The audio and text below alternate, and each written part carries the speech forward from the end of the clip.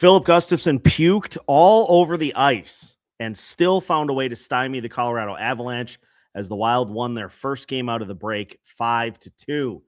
Turns out those fears about Gustafsson's performance with Sweden in the Olympics grossly exaggerated. Hey, this is Matt Boldy, and you're listening to Locked On Wild. Hey, this is Marcus Foligno, and you're listening to Locked On Wild. You're Locked On Wild, your daily podcast on the Minnesota Wild. Part of the Locked On Podcast Network, your team every day. I'm Seth Toupal. Welcome to Locked On Wild, part of the Locked On Podcast Network, now the #1 sports podcast network. Locked On Wild is your daily Minnesota Wild podcast. We are your team each and every day, and we thank you for making Locked On Wild your first listen every day as well. Make sure you subscribe on YouTube and all of your favorite podcast platforms so you don't miss out on any new episodes throughout the week. On today's episode of Locked On Wild, we will recap a 5-2 win for the Minnesota Wild to start the second half of the season. A brilliant performance by Filip Gustavsson, who was very active and very sick, yet still turned in one of his better performances of the season. We'll also talk about monster efforts from Matt Boldy and Joel Eriksson-Ek, and the mentality of the Wild, despite a lot of time off for some and not a lot of time off for others. The mindset that got them going to start off a crucial second half of the season. My name is Seth Toupal, host of Locked On Wild, credentialed media member, bringing you behind the Beyond the Box Score access with interviews and deep dives all season long, and fresh off of calling the Section 3A Boys Hockey Championship game between Mankato West and Laverne. I think the voice is going to hold out. So we will recap what was a very fun game for the Minnesota Wild as they start the second half strong, beating Colorado by a score of 5-2. A lot to unpack in this game, but I want to start with something that we didn't really know until the end of the game when it became very evident because he threw up on the ice. Filip Gustavsson had himself the flu game in this one, stopping 44 out of 45 shots.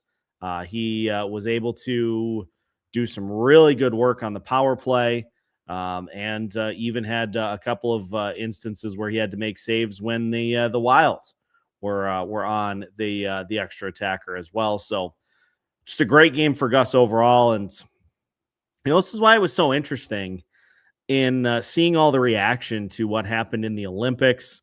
There was a lot of concern by many at Gustafsson's performance in the Olympics that led to him being replaced by Jacob Markstrom as the starter. And we said on this show that he was playing with new defensemen in front of him. There was some familiarity because of players like Joel Eriksson-Ek and Marcus Johansson, but he was playing in front. He was playing behind a fully new decor, and there are a lot of variables in the Olympics that I think led to him not being able to put together the kind of performance that he hoped he would. But I mean, you flush it and you move on and you gear up for the prize at hand, which is the rest of the season and a pivotal opportunity for the Minnesota Wild to just further solidify. And now that they are 5 points back of the Avalanche, it's all right there in front of you. Like we did the crossover episode earlier today with Joey Eriksson of Locked On Stars. Like I love that there are a lot of fans that responded to that and said, why are we just assuming second place is all we can get? Go get the whole thing. The Wild have played very well against the Avalanche here so far this season, and that continued in the win here tonight over the Avalanche. It is interesting because the first about half of the first period, not the kind of start you were hoping for. I think the Avs had about a 9-1 edge as far as shots on goal go. But think about this. The Avalanche played yesterday, so they already had a chance to They already had a chance to get their legs back under them. This was the first game that the Wild were playing. So is there going to be a little bit of a rust factor? Sure. There are plenty of guys who had not played since before the Olympics. And so everybody getting back on the ice and kind of getting back after it, you would expect that there's going to be a little bit of a kind of slow burn to start the game. But the Wild responded. And courtesy of more good power play work, they get a couple power play goals. Matt Boldy, we're going to dive into the numbers for Boldy over his last 7 games. He may be ready to hit the stratosphere with how he has performed, but it all starts with Filip Gustavsson setting the tone and giving the Minnesota Wild a chance to kind of get their legs under them by being absolutely a brick wall in the early portion of the game. And this is why I wasn't worried, because, back with the familiar D pairings in front of him, he knows what to expect. He knows where particular players are going to go on particular plays. And he was able to just slot everything in and just not worry about that pressure. And think about the inherent pressure of playing for your country too. That especially to European players, not saying it doesn't matter here, but to European players, that is everything. And there's a lot of pressure that comes with that. So Gustafsson being able to settle in and really put together a great performance. And you look at the one goal that the Avalanche got against him. That's a sick play by Marty Necas on that goal. So I thought Gus was great in the bit of the game that I was able to watch after trying to come down from the thrill of a triple overtime game between Mankato West and Laverne. I thought Gus was great, and he looked in control. He looked at home while also being sick as a dog. So eventful day for Gus, but just a good job of doing what needed to be done to seal the win, seal the game for the Minnesota Wild, and get things off on the right foot. Tough situation for Jesper at the end of the game that I'd like to talk about too. So obviously we saw Filip Gustavsson yak on the ice. He ended up getting replaced in the last couple of minutes, literally the last minute. Jesper Wallstedt came in ice cold and played the final 1 minute, 4 seconds. Faced 2 shots, did give up a goal, but again, it's just another good play by Marty Necas. Like, I'm not going to read too much into it, considering that he had to come in without warming up hardly at all to give Gustafsson a spell at the end. I'm not going to read too much into that goal. That's a lose-lose proposition for Jesper to have to come in that instance. But I want to stress, because I'm sure there are those that maybe didn't get a chance to see the game. They see the fact that Gustafsson did not finish the game, not an injury situation. It just a rumbly tummy was what Gustafsson had, and he ended up. I don't know if it was. I don't know what the food of choice was, or if it was mostly just chicken soup. But a tough one for Gus. Glad he saved that till the end of the game when it was well in hand, as opposed to potentially doing that earlier on in the game. So Gustafsson quieting a lot of the doubters with a rock solid performance to start the back half of the season, as the Minnesota Wild now are even in games with Dallas and have a 1-point lead in the standings. So all is good. Fun game, good back and forth, and a couple of monster performances for key Minnesota Wild pieces that we will discuss as well, because Matt Boldy is on a meteoric tear. That continued. And Joel Eriksson-Ek, who is playing much better since he returned to the lineup. He also went to the Olympics, came back fully healthy. It shows. So we'll talk about a couple of big standout performances from Joel Eriksson-Ek and Matt Boldy as we continue today's episode of Locked on Wild after this. Today's episode of Locked on Wild is brought to you by FanDuel. Ever wanted to experience the NBA Finals live and in person? FanDuel is giving you the chance to turn that dream into reality with their NBA sweepstakes. So here's how it works. Use your profit boost on any NBA future, and you will automatically be entered for a shot to win an NBA Finals trip for two. You heard me. Flights, tickets, the entire experience. This is a great time, too. You have your eyes set. You know the teams that you want to see go all the way. So just lock it in. Just pick your favorites. And if they win, you get a chance to head to the NBA Finals. So visit FanDuel.com to get started. Use your profit boost on an NBA future and get entered for your chance to win a trip to the NBA Finals. Play your game with FanDuel, the official sports betting partner of the NBA.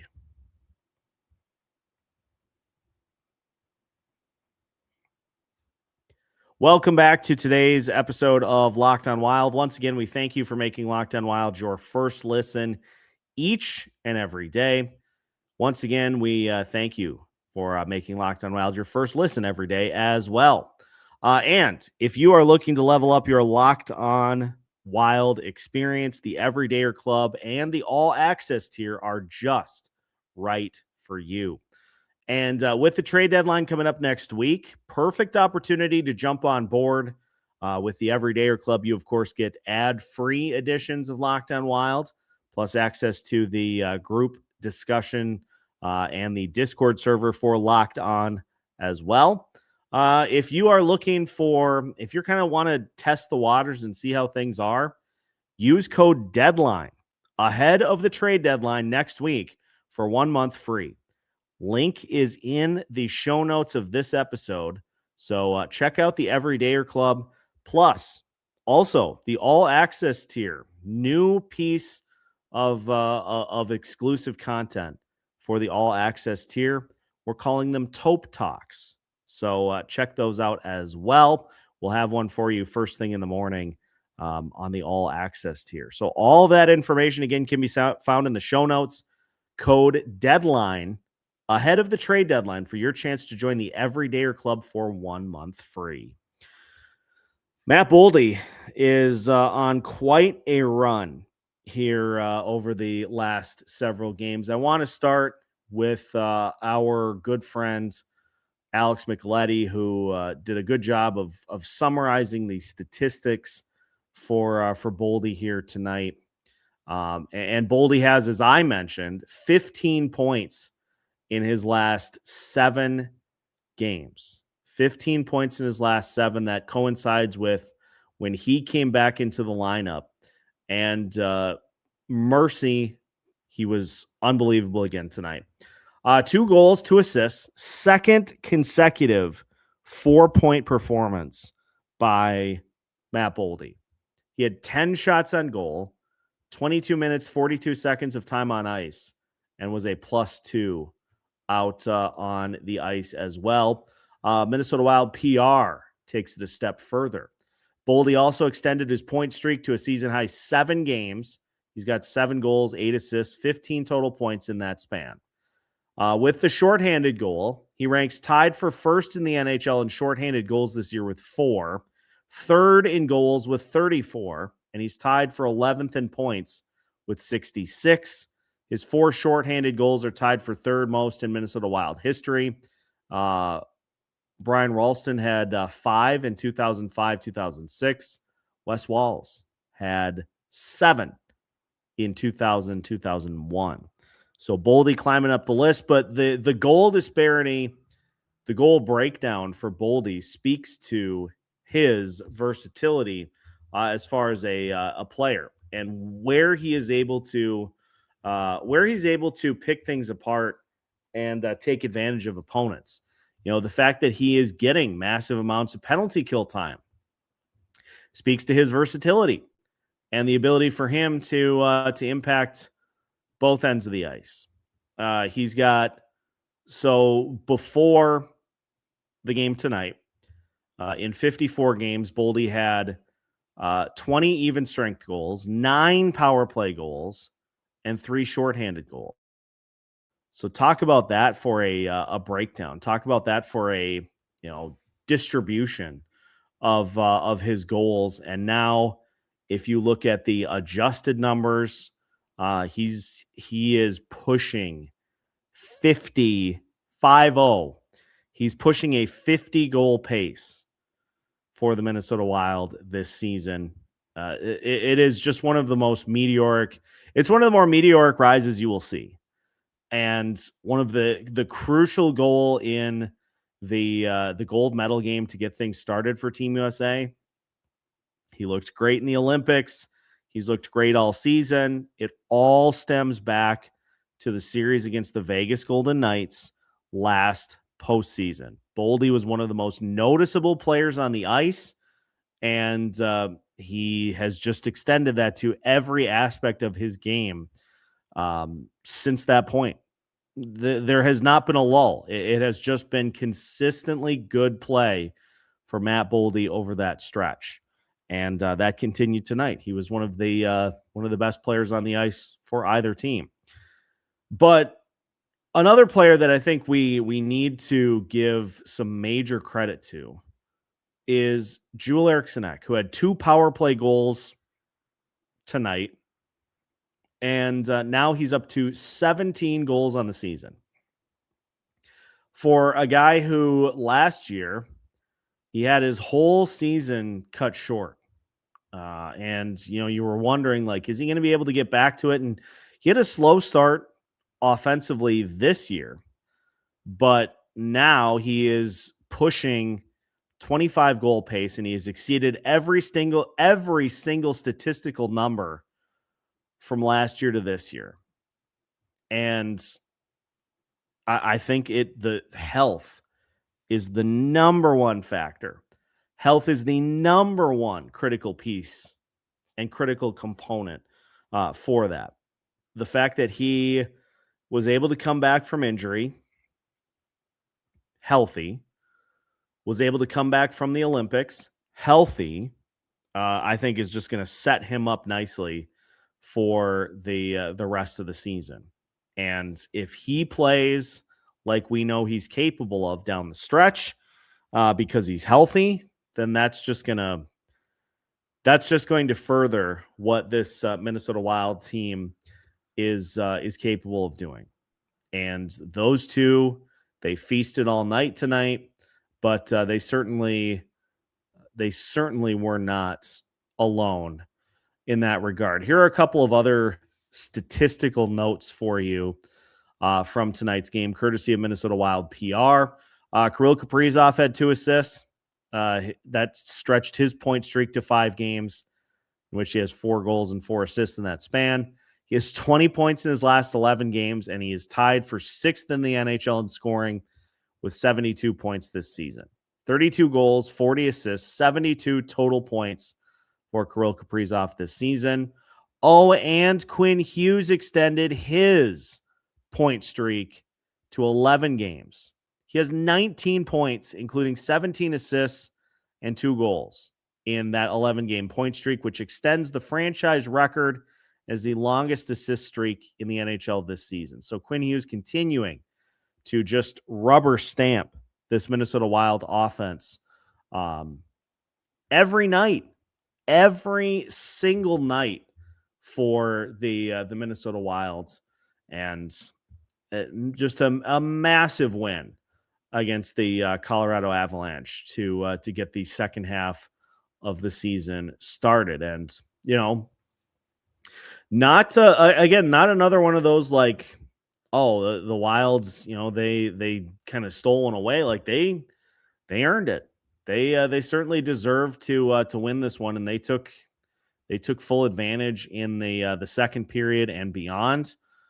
just on the strength of some absolutely monster performances by both players tonight. Filip Gustavsson, by the way, 2.42 goals saved above expected for the Minnesota Wild in net tonight, and just great performances all around. But I think the thing that really kind of put this game into motion is I'm gonna give some credit to John Hynes because he certainly had plenty of comments gearing up to this game after getting back from Milan to turn right back around and gear up for the second half push. He basically said, we need to lock in. We need to lock in and we need to be ready. And the Wild certainly were that. So we're going to talk about kind of the mentality of what this team needs to do down the stretch. And we'll discuss that and more as we finish today's episode of Locked On Wild after this. Today's episode of Locked On Wild is brought to you by Indeed. Workplace chaos. Deadline stacking up, inbox overflowing, and the one position you have to fill is still sitting open. When the pressure's on and you need the right hire, this is a job for sponsored jobs. Indeed Sponsored Jobs helps you reach the people who actually fit what you're looking for. Skills, experience, location. So you're not just hoping the right candidate stumbles across your post. And here is a key stat that says it all. In the minute that I've been talking to you, companies like yours made 27 hires on Indeed, according to Indeed data worldwide. So if you're hiring, spend less time searching and more time interviewing candidates who check all of your boxes with Indeed Sponsored Jobs. Spend less time searching and more time actually interviewing candidates who check all your boxes. Less stress, less time, more results. When you need the right person to cut through the chaos, this is a job for Indeed Sponsored Jobs. And listeners of this show will get a $75 sponsored job credit to help get your job the premium status it deserves at Indeed.com/podcast. Just go to Indeed.com/podcast right now and support our show by saying you heard about Indeed on this podcast. That's Indeed.com/podcast. Terms and conditions apply. Need to hire? This is a job for Indeed Sponsored Jobs. Final segment of today's episode of Locked On Wild. Once again, we thank you for making Locked On Wild your first listen each and every day. We'll shoot for a postcast tomorrow night against Utah. Assuming that the Maverick game Friday night does not go to like triple overtime. So we'll shoot for that. We'll shoot for a post game after the Utah Mammoth game, because we're in it all the way through to the end here at this point. And speaking of that, I wanted to give John Hynes a little bit of a pat on the back, because there was a lot going on. You think about it. You've got guys that have not played. They had the entirety of the Olympic break off, and I know they got a few days to practice before the second half of the season resumed. But you've got guys that didn't play all Olympics. You've got guys that did, and you've got guys that the 3-piece contingent of Team USA got to Minnesota and then to Denver on Wednesday. So not a lot of time for a quick turnaround. And they were ready to rock. They were ready to go. And I think John Hynes put the right message forward to get the team ready to go and really put a stamp on the emphasis where it should be. Like, okay, Olympic break is over. The second half of the season starts with a very, very tricky type of back-to-back against Utah and also against Colorado. So being able to get the team refocused, get the group ready to rock, that's coaching. And to be able to just get everybody ready to drop from the get-go against a very tough Avs team. Think about like the home record for the Avs this year, 21-4-4. The Avalanche have lost 4 home games in regulation all season, and the Minnesota Wild just gave them the 4th loss in tonight's game. That's a tough place to play. That's a tough road environment under normal conditions. And to come in with all of this going on and to hop in and to pick up a huge win on the road is a testament to where this team is at. And it's a testament to the coaching staff that said, you guys got to lock in. We wouldn't have faulted the Minnesota Wild to look out of sorts first game back.